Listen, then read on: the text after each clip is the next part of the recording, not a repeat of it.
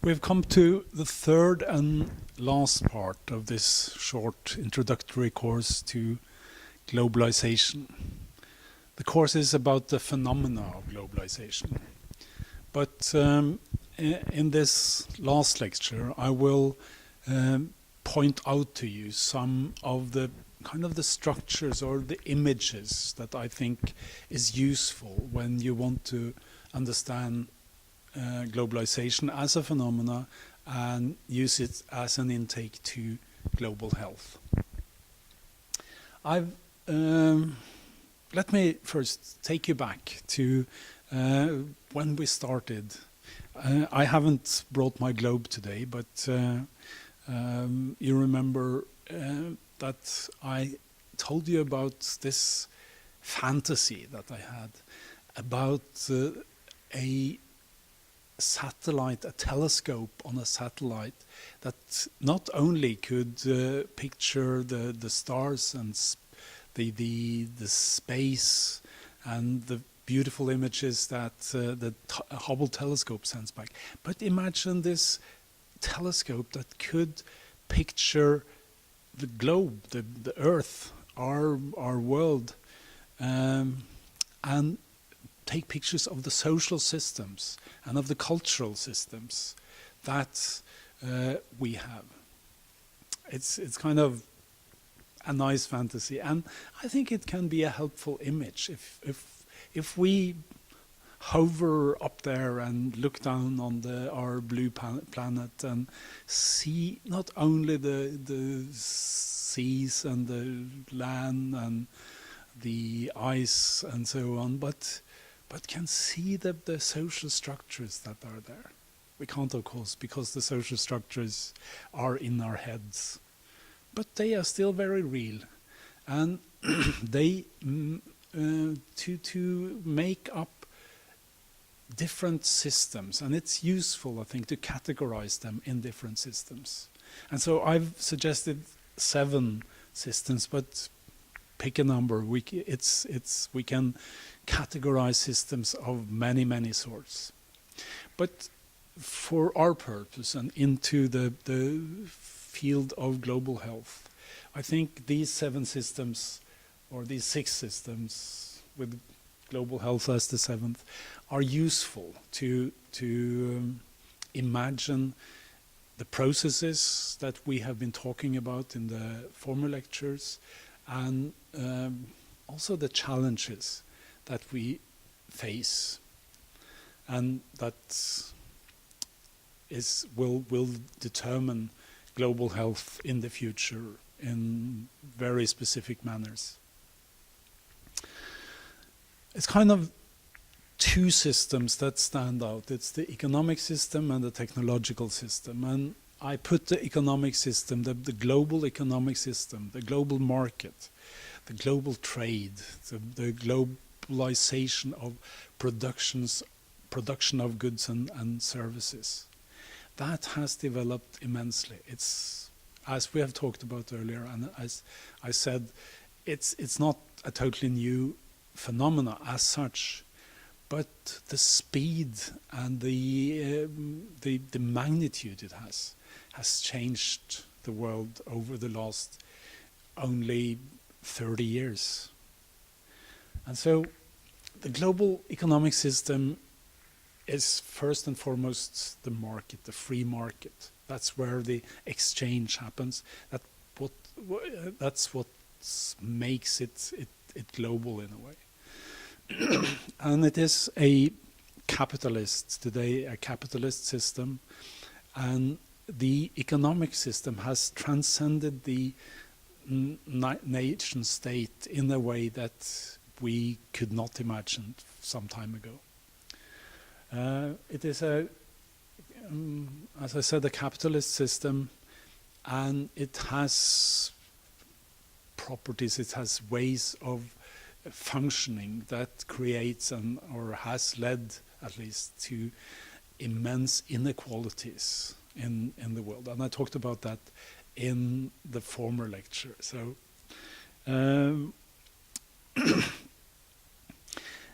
it's kind of some different views of it, of course, but within the people that deal with global health, I would say it would be mostly a fairly critical view on the global capitalist system and the inequalities it creates. There is a very interesting film. One of the critics of global capitalism is an American called Naomi Klein, and she has written several books on that, and one of the books is called The Shock Doctrine, and she has made a film, and on your handout or download at Fronter you will find a reference to it, but you can also just Google Naomi Klein and The Shock Doctrine and you'll find the film there. Her kind of take on it is that shock treatment is thought of as something that will change things, and then she points out some economic policies that has had a shocking effect or kind of a shaking effect on economies and created a lot of problems. And it's mainly on what we call neoliberal market economy and the school of neoliberalism that came out of particularly Chicago University in the 70s, and where Ronald Reagan and Margaret Thatcher was guided into extreme liberalism and promoting the free market. So the global economic system, I would say, is very determining for a lot of the other processes. I wrote not so global political system is actually not a global system at all. We don't have a global political system. We have international politics and we have international political organizations, and the UN is the main one, or but the UN have sub-organizations, but there are also several other organizations, and over the last years this G7, then G8, then Russia fell out, and it's G7 again, but also other configurations of groups of countries has formed, and the G7 is the rich and big and powerful capitalistic countries. The G20 is kind of an extended group of that, and we have some of the emerging economies like China and India, Brazil, Russia, Indonesia, South Africa. They also form political, kind of loose coalitions. But all in all, the political system, this is traditionally what it used to be when it was less globalized. It was the nation state that was the deciding factor, and politics and economy was kind of balancing out, different in different countries, and to a more successful or less successful extent. But it was a possibility to regulate the economic system through the legal system, through laws and regulations. That is not possible in the international system. There are efforts to try to do that, but they usually work in favor of even more free markets. Like the World Trade Organization should regulate trade to some extent, but it regulates it in favor of the rich and the powerful, and makes it more free, and try to remove obstacles for free trade, which is nearly always in favor of the rich countries. It is also a discussion about trade policies, but I won't go into that. There, of course, has been some advantages for poorer countries to get access to bigger markets, but that also has had difficult sides and not really equalized out the inequalities. The cultural system is kind of less of a system. It's kind of more informal. But bear in mind historically the kind of the ideal picture or the ideal model of culture was national culture or a nation, and the nation state was in kind of old Europe the ideal, in the sense that one people, one culture, one territory. There is no such state anymore, and it wasn't really. It was always minorities within the states. But this it was senses of national cultures in parts of the world. In other parts, it never was. In Africa was created into states, not randomly. It was very much in according to their colonial history, but it was a lot of different cultures or different groups of people sharing language and some essential values within the same state. So, but still, globalization has speeded the process of creating new cultural systems, in the sense of mixing, which we have talked about, but also diaspora and large Chinese population, large Indian population in England or in the US or in Canada are kind of new. They carry the old, and they some of it, but they also represent something new, and these types of cultures are more global. And then we have global culture or international cultures that are more cosmopolitical and less tied to a state. But there are, in the globalization, there is definitely a cultural variable. Civil society and INGOs, that is also, bear in mind the system of the nation state, which was a society, and in the society you had the state with its bureaucracy and political system, and you had the market with its economic system. Kind of to balance out that a bit was the civil society, the organizations, the associations that people participated in and interacted in, and kind of used their cultural values. And that would be in some ways a correction to the hardcore economic market or the political power struggles. In some way it was a buffer between them, and it was a stabilizing factor, or seen as that by sociologists at least and historians. Some of these, in many societies, some of these associations or organizations were charities that was helping the poor, and charitable organizations particularly has developed or globalized and become international non-governmental organizations, and they have particularly European and American organizations has worked in the poorer part of the world. But I think the United States and India are the countries in the world with most non-governmental organizations, and some of these also are international.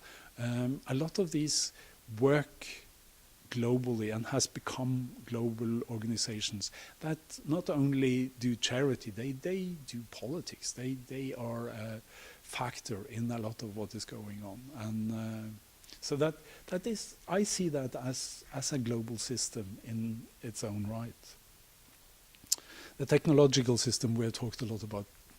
It is when technology and information technology went global in the way it did, and made time and space irrelevant, as we have talked about, that made the big difference. And so technology combined with the economic system has speeded up a process of globalization that we have never seen anything like. But that has its other sides, and the ecological system has traditionally been seen as something local in a way.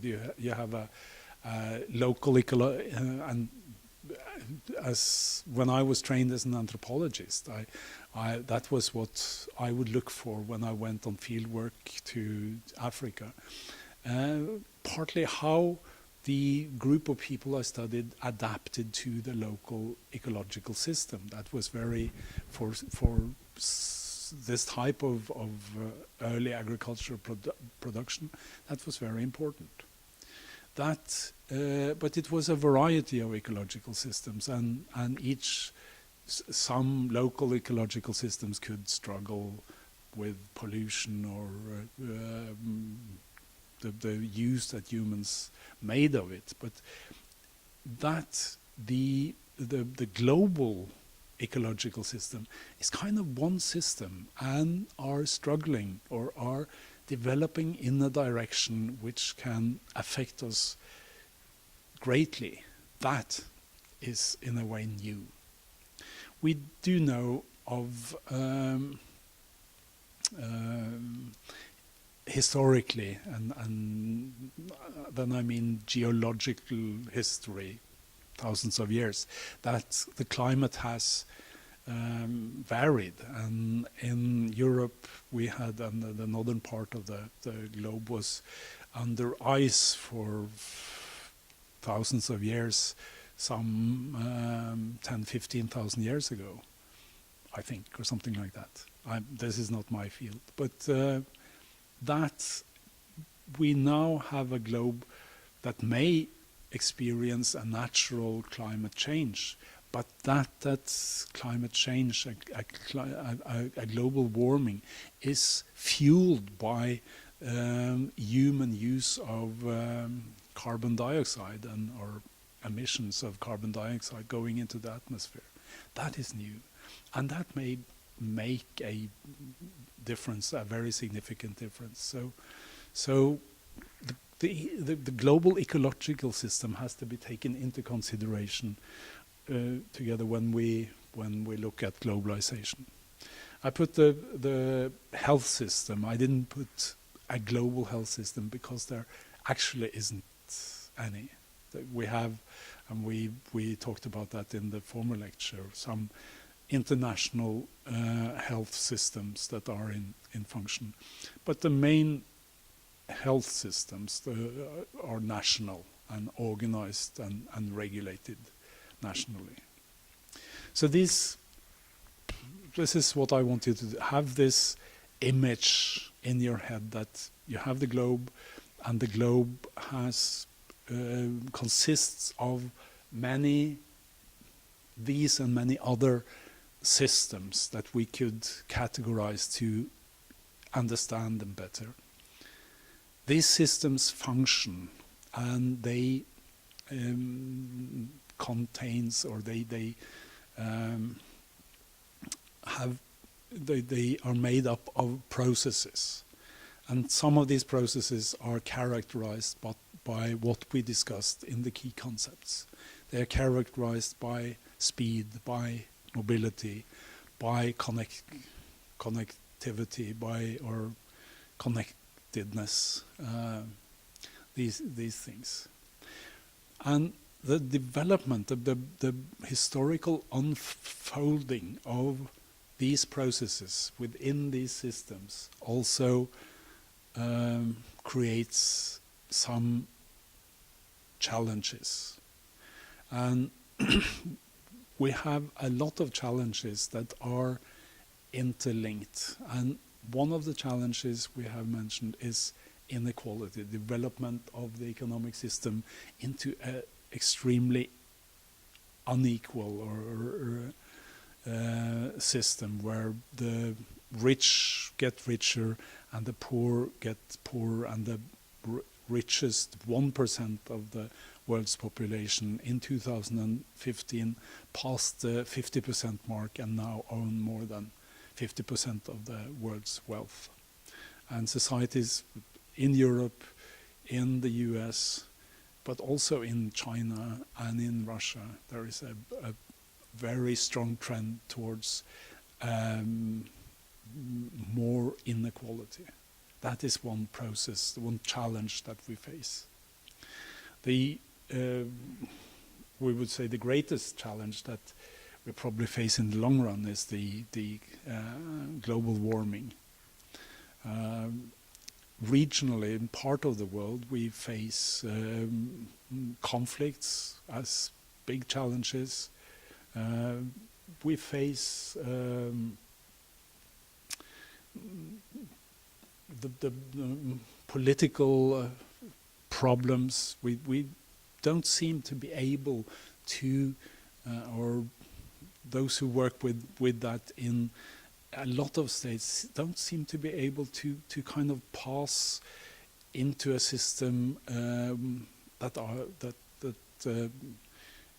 get rid of bribery and have a functioning and honest bureaucracy, which is very essential to a functioning society. Some of the political challenges has been described by Fukuyama, the Japanese-American political scientist, and his The Rise and Decay of Political Systems. And kind of to have a society with a democracy, with a functioning bureaucracy, and with fair legal systems, it seems very hard to reach that for a lot of states throughout the world, and the number of failing states are increasing.